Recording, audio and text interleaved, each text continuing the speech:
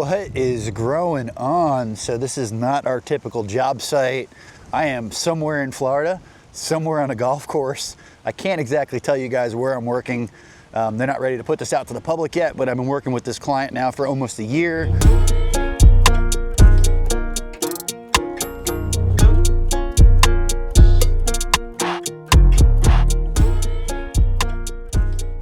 We did a lot of the orchard design here, perennial garden design here, and site selection for species. Not that we got to use every one of those species, but this is really cool. This is a huge site, probably over 1,000 acres. I'm not gonna go into exact size. Very big. Today is wet, windy. We are in the beginning of October, guys, and big, beautiful veggie garden. I'm sure you guys saw that epic overhead footage. I'm gonna turn the camera around, talk about this place for just a minute. So there is hundreds of fruit trees here, hundreds of raised beds. If I had to guess, I want to say somewhere around 130 beds. We delivered those olives back in spring. Those are in big pots. We've got some jabos in big pots, and this is a lot of the perennial zone, and some things are suffering in here. We had pest issues and suffering of perennial vegetables that I've honestly never seen before. Longevity spinach struggling, sisu spinach struggling. A lot of that has to do with the soil quality. Huge, very, very, very windy site. I don't know if you guys could tell, but the wind is off the charts right now. It's really blowing. Every time I've been here, it's blowing, even though there's a hurricane way out off the coast right now. No matter what, this is just a windy site. So some of our site suggestions here have been wind breaks, wind protection. One of the big suggestions I've made is, just insectary buffers of natives. A lot of the stuff that's planted in this zone now is non-native. A lot of this was kind of maybe just rushed and put in for an event. So eventually, hopefully, they start to switch this over till we get these insectary buffers and these catch crops. But it's raining a little too hard. I'm gonna get back on this in a little bit. All right, so let's try this again, weather permits. Let's go over here, try to talk about the trellising and drainage in this area. Guys, they moved millions and millions of yards of fill dirt on this site between developing the golf courses and building ponds. Ground elevation over here changed probably 6, 8, 10 feet in some areas. Probably has a lot to do with the weird drainage we're getting going on in the soil. This isn't your typical sandy soil that drains out very quickly. We did do a peanut mimosa that was just probably a few months ago. That's filled in really well. But what we lost was every single one of these passion vines that were planted at ground level. They've all had to be replaced, raised up, and put in boxes. They've only been in the box now for a couple weeks, so obviously we don't have a filled out tunnel. But here's a lot of our sad looking sisu spinach, really sad looking edible leaf hibiscus, and they're spraying with just about everything natural that you can every couple of days, and still kind of battling it out here. I do believe it has a lot to do with the soil it started with, and like I mentioned, just having this unreal sterile environment all the way around us. The only place the pests have an area to thrive is in the garden. I believe the whole entire garden area is about 10 to 12 acres between raised bed gardens. There's going to be a restaurant going in over here, the orchard. They have animal integration over there on the far end by the coconuts. I do like to see the cocoa plum. We did put that actually in ourselves. There was some sad hibiscus in here that ended up getting replaced, but a lot of these beds are empty. We are coming up on veggie season here really soon, so they will be getting planted before you know it. These are some big reds that came from my farm. These guys have suffered a little bit. They just hit them with some iron. This one looks way better. That one looks really, really good. But these two, they did not hit with the iron or the micronutrients, and you can really tell a huge difference. Ideally, they have some shade area way over there under some established oak trees. We could probably put them underneath, and I'm sure they would do a lot better. But beautiful raised beds. These are all been stained. I believe they used the natural oil on here. These are all made out of cedar. Really, really beautiful design. I love the gravel. Grass is a little bit of a maintenance nightmare. Not a huge fan of that. Basil still thriving in some of these beds. Rosemary, pineapples, more trellises, and lots of veggie starts coming. Planting season is coming up for this place. So just wanted to give you guys a quick rundown, show you where we've been working on and off here over the last few months. I'm gonna go down to the other end and show you the fruit trees that we installed.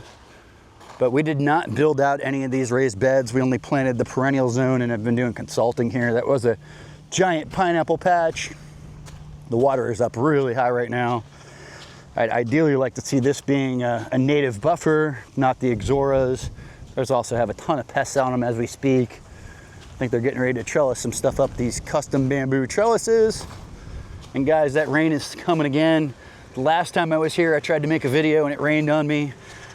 It was pouring by the time I left. There was no chance, but I will tell you, I got some epic drone footage. I hope you guys enjoy that.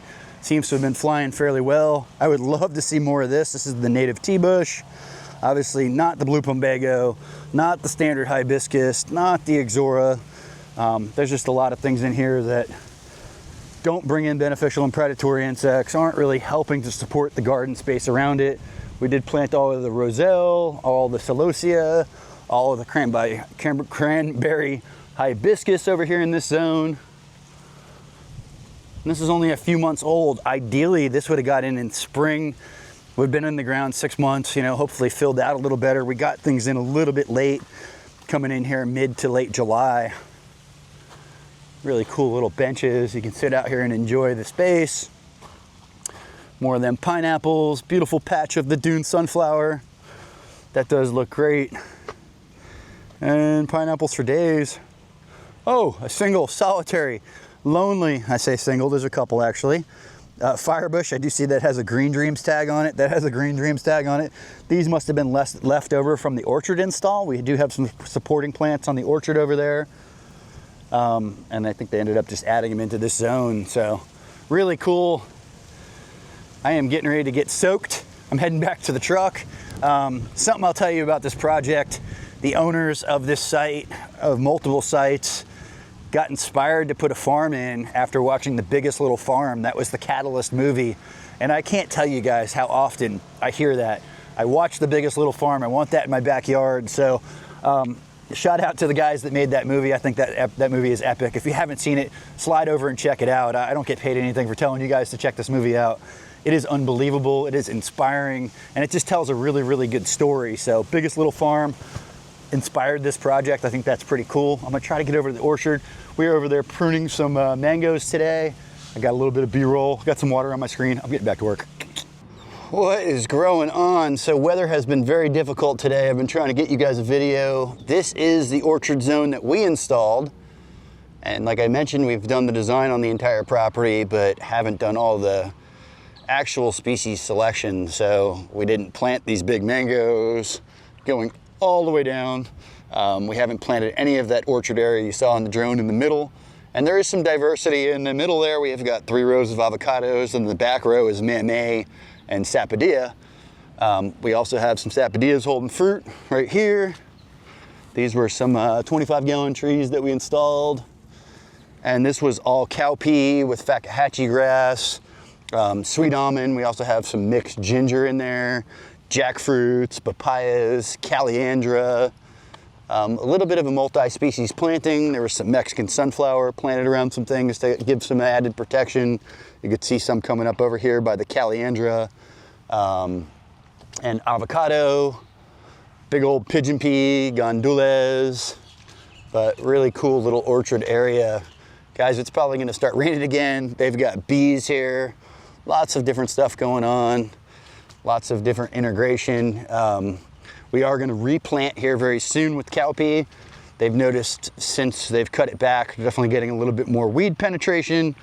And I'll say it again, I say it all the time, plant the weeds you want or you're going to get the weeds you don't want. So obviously if we don't want to have a bunch of nutsedge, we want to have that cowpea in there shading the soil, very similar to that Hastings project. This was a tree farm, probably had citrus back in the day. These oaks were here. This is probably some of the more mature only trees that were left on property. And in the understory, there's a couple of star fruit, a couple of mangoes, some perennial vegetables. This was all just recently mulched. You can see, I mean, with all the rain, we have no lack of water here. You could use a kayak or a canoe to get around this place, so. All right, guys, so not a ton to say about this project other than this is really cutting edge, really pretty neat to see a golf course wanting to put edibles in, want to promote growing food, want that community garden aspects for its members. I hope to see more of these. I know there's another one right around here in the area. And let's hope every golf course moves in this direction. I mean, they've got so much land, they've got so much space, like why not grow food? So really cool site. Obviously a very big site. It'd be interesting to do a follow-up. I'm gonna be consulting here over the next year, so I'll be back a couple of times. If I don't get any pushback on this video, I will try to get you another video in the future. But like I said, bees down there, orchard, and veggie garden over there. So I hope you guys enjoyed this follow-up, a cool little project. Most importantly, if you haven't started a garden, get out back, start a garden, rip out that grass. Don't be a grass hole, pound dirt. Yeah, we can do that.